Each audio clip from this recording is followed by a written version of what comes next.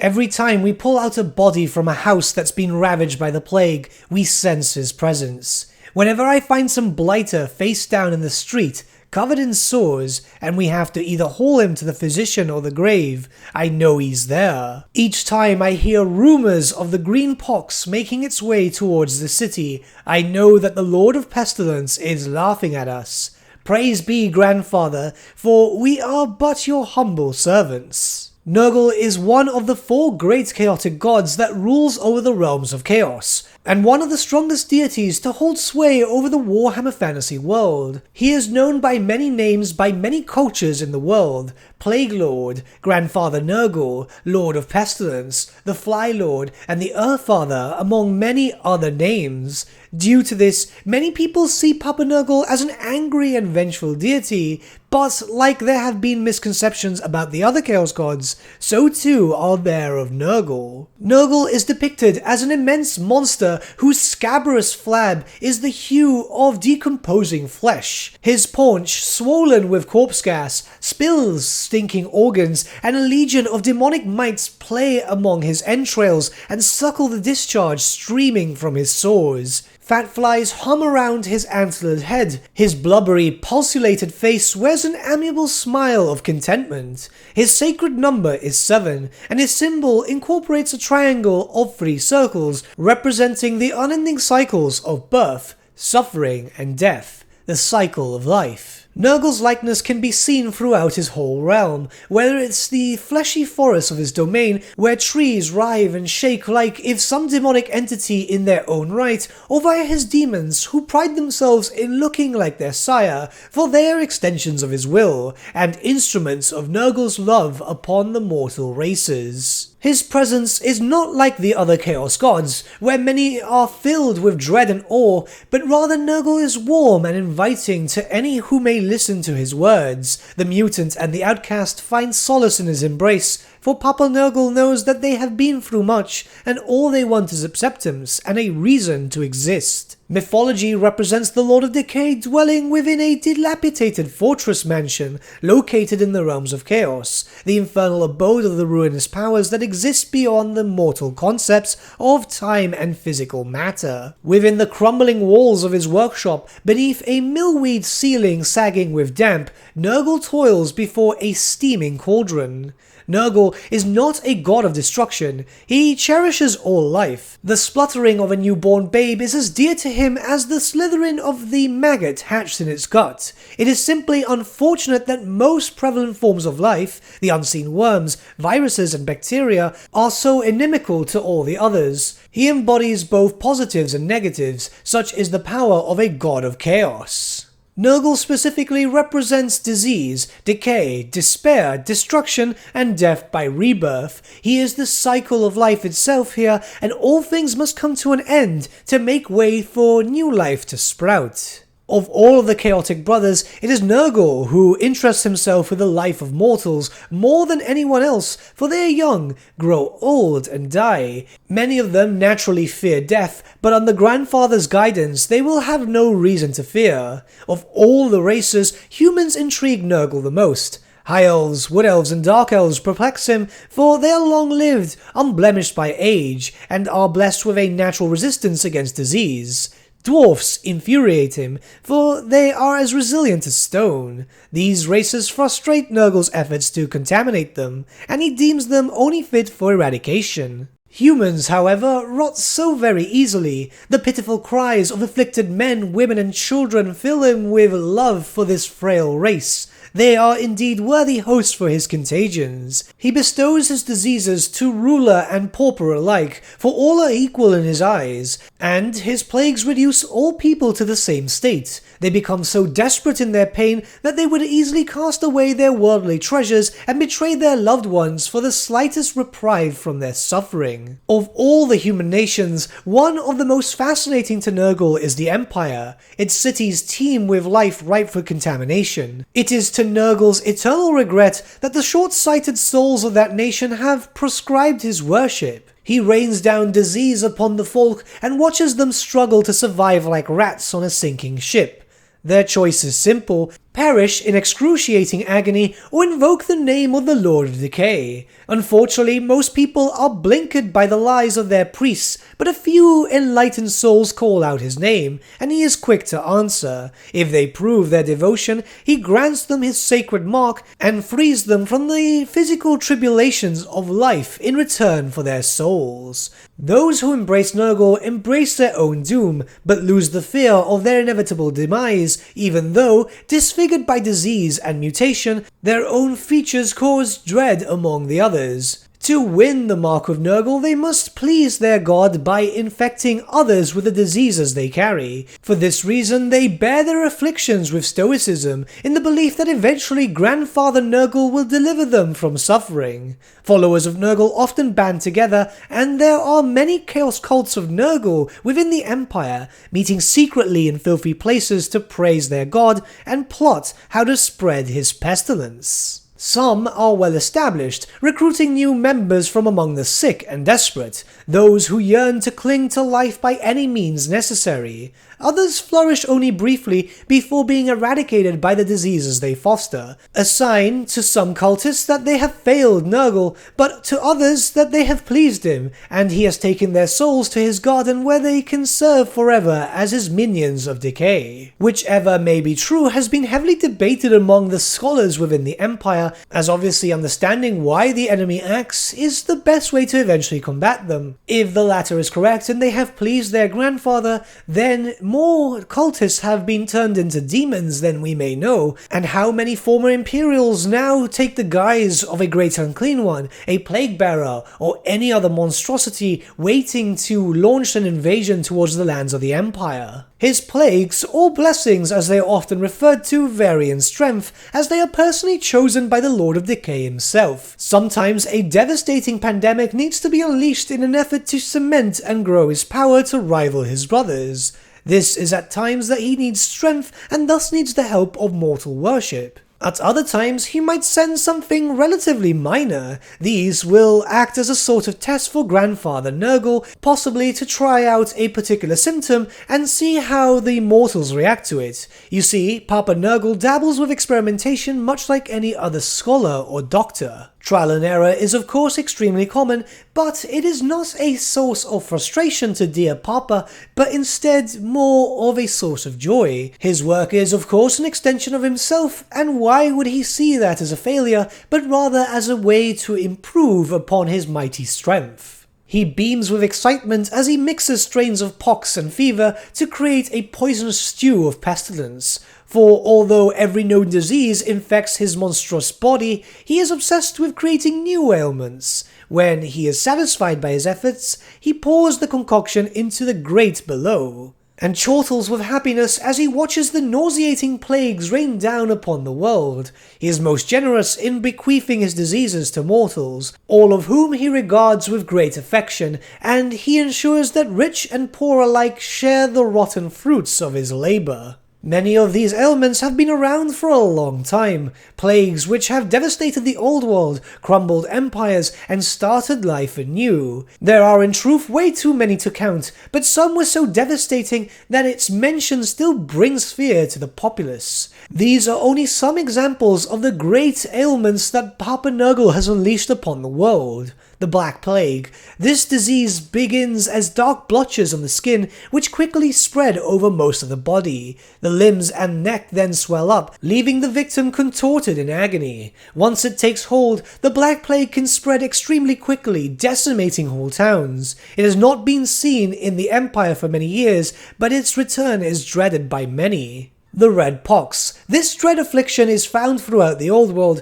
but mostly associated with Bretonnia for its depredations there. Being responsible for the virtual destruction of the city of Musalon, it begins with itchy red rashes which soon fill with pus and then burst open, spreading the disease and destroying any good looks the victim once possessed. In some regions, it is better known as the Scarlet Scourge. Purple brain fever. This is a mysterious disease and seems to afflict single victims out of the blue. At first, it makes the victim lightheaded, so it is difficult to concentrate. Then the victim's flesh puffs up and turns dark purple. His tongue expands to fill his mouth, making it hard to even breathe and almost impossible to eat. Other limbs bloat and sometimes even fall off. The head swells so the eyes can hardly see.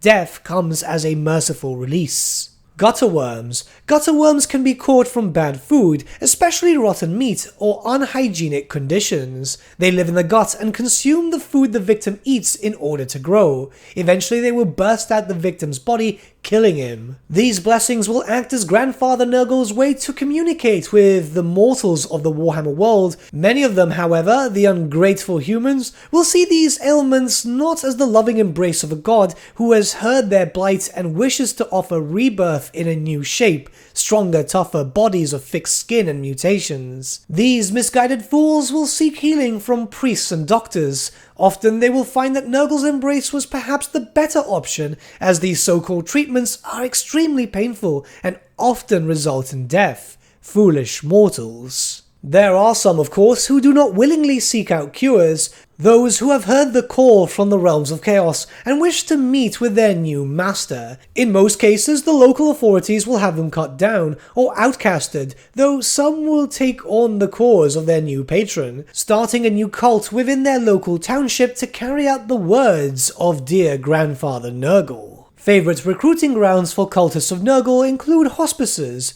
leper colonies, and filthy slums, anywhere that the diseased congregate. Influential cultists may even be able to sidle to the bed of a sick aristocrat and whisper promises of deliverance to their fevered patron behind the backs of his physicians. Of course, all cultists must act surreptitiously, for the agents of the Empire, of Sigmar, and the other gods of mankind are always on alert to eliminate the followers of chaos. We have spent too much time, however, on the lands of the Empire and those mortals which try to reject Papa Nurgle as much as possible. Now let's turn our attentions to the truly devoted mortal, mostly within the lands of the North. Many tribes of the Northern Wastes leave their sick in the wilderness to die from the biting cold or to be eaten by voracious monsters. However, the followers of Nurgle consider those stricken by disease to be extremely blessed. All Chaos tribesmen offer sacrifices to the Lords of Decay as a precaution against illness, but some completely entrust their souls to his care. When epidemics ravage the tribes of the Norse, Kurgan and Hung, some chieftains and shamans decree that their only chance of survival is to devote themselves to the Plague Lord. In the return for their lives, they champion Nurgle with sword and flame against rival tribes and the hated enemies of the South. The grand majority of chaotic tribes fear Nurgle's attentions. It is important to note that many of these tribes themselves are undivided. Nurgle's wrath can quickly either empower them should they choose to serve, but also destroy them if they ignore Grandfather's blessing for what they truly are. Those tribes that devote themselves to Nurgle, however, are truly terrifying, for they embody living pestilence and the end of all things. Some Chaos Marauders give themselves completely to the Lord of Decay. They may have pallid, pockmarked skin clinging to their deformed bones, or flabby, bulging flesh swollen by rampant tumors. The sweet stink of decay clings to their polluted bodies. Marauders of the Plague Lord often slice the free circle symbol of Nurgle into their skin, leaving permanently red, raw scars. An unbearable stench heralds the approach of these mighty champions of the Plague Lord. They are clad in rust-tarnished armor, adorned with the heads of defeated foes, and their helmets often bear great withered horns, emulating those of the Plague Lord. Some possess vile mutations, perhaps a slimy tentacle, or flesh like translucent jelly that reveals their decaying inner organs. Sometimes the corpulent meat of their bodies spills from the ruins of their armor. They are deadly fighters, impervious to pain, who fight on despite the most horrendous wounds. The shamans and seers of the Plague Lord's tribes infect those destined for sacrifice with disease before slitting open their bellies and delving into the still warm morass of contaminated entrails in search of omens of doom or favor from their god. Pestigors, the Beastmen of Nurgle, are renowned and feared among their kind. They are a repugnant foe, their hide splits from 100 legions, ichor runs from their eyes and mouths, and their fangs and horns blacken with rot. Their spore harbours foul contagions, and folklore has it that on the dark nights they creep from the forest to spoil crops, infect farm beasts, and sicken peasants by spreading their dung around settlements. Obviously, it is not just the mortal realms where Nurgle concentrates himself, for he has many followers who are able to do his bidding without complete direction, and he is naturally occupied with other matters, the great game of chaos. An unending war which has likely spanned since the very birth of the Chaos Gods themselves, where the realms not only serve as the domain of these dark entities, but also a battleground, the likes of which no mere mortal could even dream of. The Dark Gods each have their own particular spheres of influence, their own demonic servants, and their own territories, yet the realm of chaos is not merely the home of the Dark Gods, it is also their battlefield, the arena for a great game of supremacy. The brothers are constantly at war with one another, vying for power amid the planes. Despite their myriad differences, the Chaos Gods share a common goal, total domination of all that is, but such absolute power cannot be shared, even amongst gods. So it is that this peculiar world is burdened by constant wars of attrition. Vast demonic armies swarm across crystal plains, venomous forests, bone-choked swampland, and rivers of churning gore, battling to the death to claim and counterclaim territory, and the magical lifeblood that goes with it. If Khorne overruns a portion of Nurgle's festering garden, the diseased foliage swiftly decays down to nothing, leaving only ruddy wasteland. Similarly, should Tzeentch manage to wrest the same territory from Khorne, crystallized structures burst from the parched firmament. The great game itself has bred a rivalry among the Chaos Gods, to which Nurgle thinks of his siblings as the following. Of Tzeentch he sees his greatest rival. The Changer of Ways seeks to change the normal flow of things, hope and determination for stranger days in a very stark contrast to how Nurgle wishes to see the world. Tzeentch wishes to disrupt the circle of life, the stagnation that Nurgle so enjoys, and therefore the deceiver must be weakened at all costs. Of Khorne he sees his angriest brother, but perhaps a great asset. Khorne is the blood god and the god of war. Many times have tribes devoted to his cause launched an invasion to the lands of the south, and with war comes plague. Contagion is easier to spread among the sick and the wounded, so why not act in the shadows while Khorne has had his fun? Do not misinterpret this, however, for they are by no means allies. In fact, Khorne will happily invade Nurgle's realm whenever given the chance, and Nurgle will also launch an invasion to Khorne's realm should he notice that the blood god find himself rather weak. Of Slaanesh he is rather indifferent. The young Chaos God has yet to prove himself as too much of a threat. The Dark Prince of Pleasure acts in his own selfish needs. His pleasure cults allow for infection and thus are useful to Nurgle. Slaanesh has been known to directly act against the Lord of Decay. There is no excessive sensation from dying. It is the end and naturally goes against the scriptures of Slaanesh.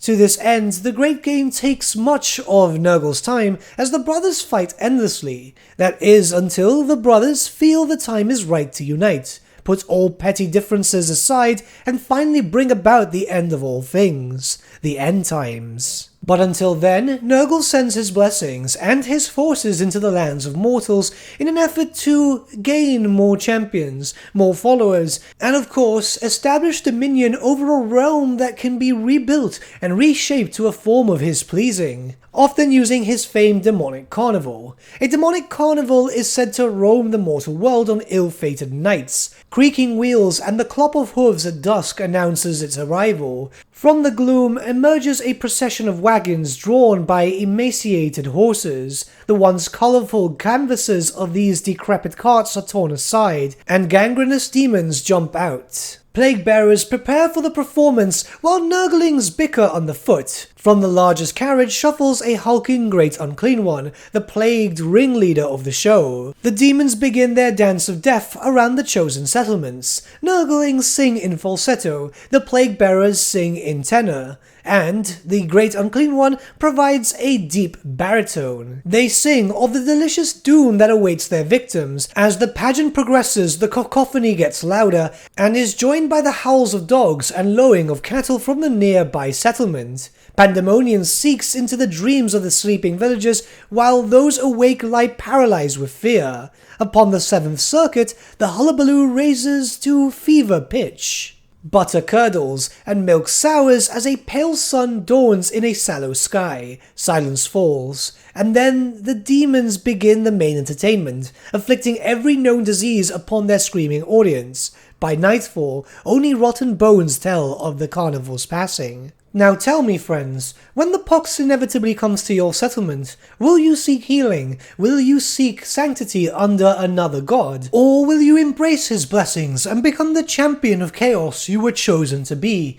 reshaped and reformed into a disgusting, festering demon? But before I leave you on this day, let us read another account of worship and see how the devoted truly hold Nurgle in their hearts. My festering friends, the Lord of Decay will indeed be pleased to see us gathered here to honor his name. Let us pray that the souls of those who have succumbed to his rewards since last we convened have been judged worthy of entering his sacred garden, whether as worm, or as grub, or as praise be, revered demons, to serve him forever, and forever receive his love. Alone of all the gods, Grandfather Nurgle loves his children, and we, by our sacrifices and our nurturing of his diseases, have proved to be his most devoted of sons and daughters. I barely remember the time before I came to Nurgle. Yes, my dearest filthy, faithful ones, even I was unblemished once. My body was young and hale. I shame to admit that I reveled in this vitality. I was a soldier then, fighting in the armies of the weakling emperor. It was my first campaign, and my eagerness for war was unbridled. I reveled in the killing. Marauders from Norska, men no different from us, save that they had not been brought up surrounded by the lies of priestly curs. I slew and I tasted blood, but its sweetness was nothing compared to what soon befell me. While the rest of the army reveled in their victory over the Norskins, my units were amongst those who were allotted the chore of piling up the enemy slain into pyres. But we did not want to perform a grave warden's job. We were not priests of more. Jars of wine came among us, and we drank, for life is too short to shovel the dead. I was so merry that night that I danced with one of the corpses,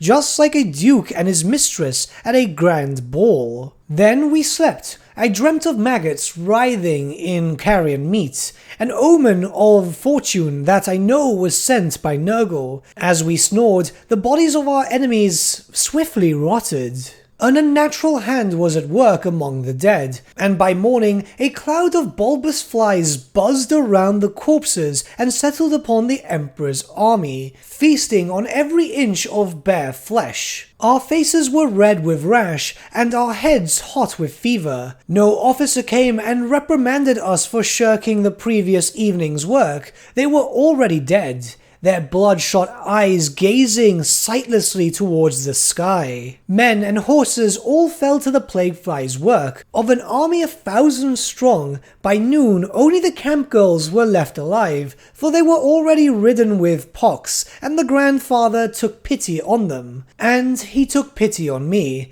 Perhaps it was because I had been the one who had persuaded my comrades to down tools and join the fun. Perhaps it was Nurgle in his wisdom had foreseen what a devoted son I would become. Whatever the reason, I was alive, but barely. Nurgle tested me. He assailed me with scorching shivers. I called in vain for a physician. He racked me with consumptive coughing. I moaned for Shalier's mercy, but she ignored my prayers. He tortured me with itching hives and ulcers. I opened my eyes and realized the truth of it all. Life is suffering. Happiness is pain. Joy is woe.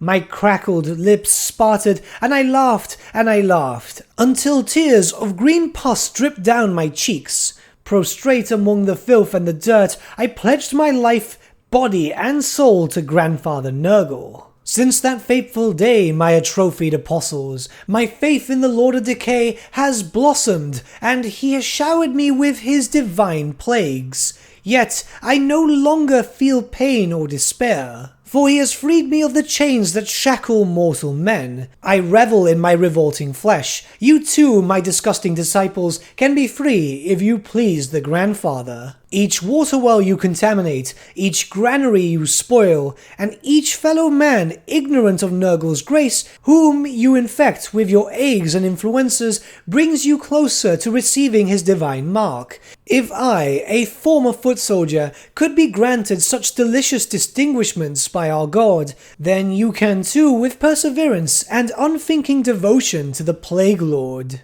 But with that, my friends, we've come to the end of our video. Thank you so much for watching. If you did enjoy the video, might I suggest giving the video a like, or even subscribing to the channel, as it really does help us out. In the description section below are various links to different social media platforms such as Facebook, Instagram, and Discord. Also in the description section is an affiliate link with Element Games where you could buy loads of hobby-based products, not just Warhammer, for 10 to 25% off. Making a purchase using that link and also our special code, which is also in the description, supports the channel at no extra cost to you, which we think is rather cool. A big thank you to our patrons. Your support means the world to us. It's amazing that people want to help a small channel like us grow and get to a higher level of content. A big thank you to Gibraltar LUSC, Ryan Bertsche, Andrew Prince, and Okro for subscribing to us at our Fane level. You guys are super cool. And a big thank you to Edward Yule, VS Vasan, Aaron Whitman, and Shaggy for subscribing to us at our King level. Honestly, we can't thank you all enough. And lastly, a big thank you to all of you for liking, sharing, and commenting on these videos. Honestly, it's because of you guys that the channel's been growing at such a great pace lately, so we can't thank you all enough. But with that, my friends, thank you so much for watching once again, and we shall see you all again very, very soon. Have a good day.